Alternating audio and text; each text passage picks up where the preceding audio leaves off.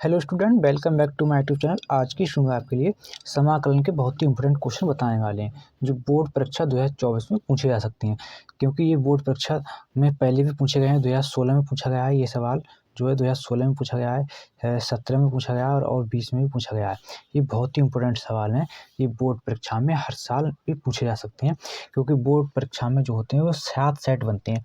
7 set में किसी न किसी सेट में ये फंसा हुआ होता है सवाल। तो ये हमारा समाकलन का सवाल है, ये बहुत ही इम्पोर्टेंट है। ये 8 से लेकर ये जो है ये सवाल 8 से लेकर 5 अंक तक पूछा जा सकता है। 8 से लेकर 5 अंक तक ये सवाल पूछा जा सकता है। तो इसको हम कैसे हल करेंगे आज की शेड्यूल में हम आपके लिए बताने वाले हैं। तो यहाँ पर लिखते हैं हल। क्या लिखते हैं? हल। तो इसमें क्या होता है, हम पहले सवाल को बहुत ही ध्यान से देखते हैं कि इसमें हम क्या कर सकते हैं, कि इसको हम कैसे हल कर सकते हैं।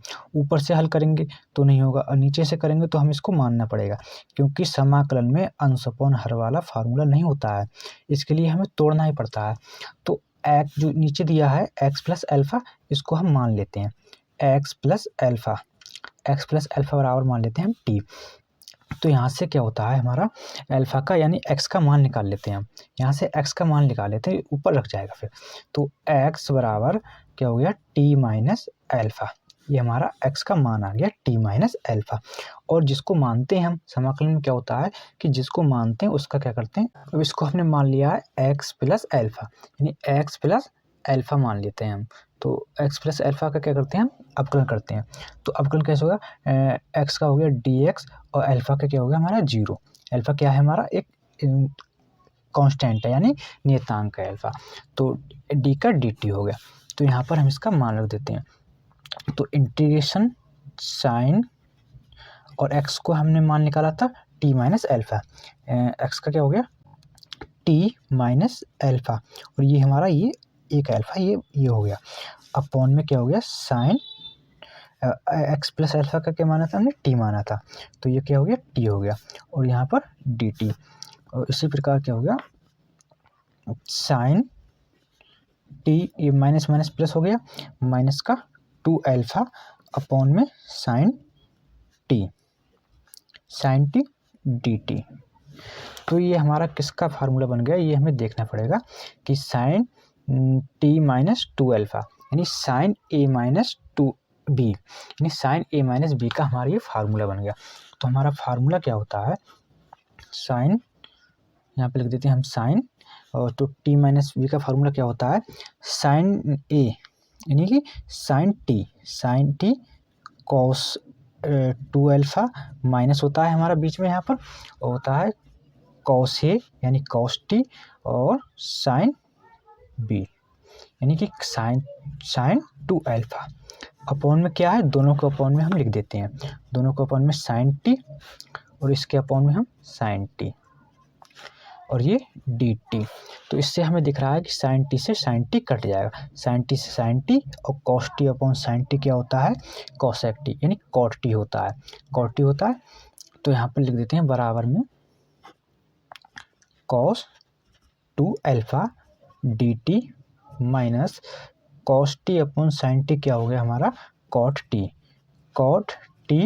साइन 2 एल्फ़ा डी टी, और इसके अंदर इंटीग्रेशन साइन लगा देते हैं। तो ये जो कॉस 2 एल्फ़ा है, ये कॉस 2 एल्फ़ा एक नियतांक है, इसका समाकलन नहीं होगा, केवल डी टी का समाकलन होगा। और ये साइन 2 एल्फ़ा, इसका भी समाकलन नहीं होगा क्योंकि ये एक नियतांक है। तो इसको हम बाहर कर लेते हैं, यानी कि cos 2 alpha integration d T minus का sine 2 alpha integration cot t d t. तो यहाँ पर हम क्या कर देते हैं, यहाँ पर लिख देते हैं हम, क्योंकि थ्योरी लिखी जाती है समाकलन करने पर। तो इस समाकलन करने पर हमारे ये क्या, इस पर क्या प्राप्त हुआ, कॉस 2 एल्फ़ा और टी का क्या था डी टी माइनस का साइन 2 एल्फ़ा और कॉट टी का मतलब इस समाकलन क्या होता है, लॉग साइन टी और प्लस में सी। तो यहाँ पर हमारा जो टी का मान था वो टी का मान रख देते हैं। तो यहाँ पर टी का मान रखने पर, यहाँ पर लिखते हैं हम टी का मान रखने पर।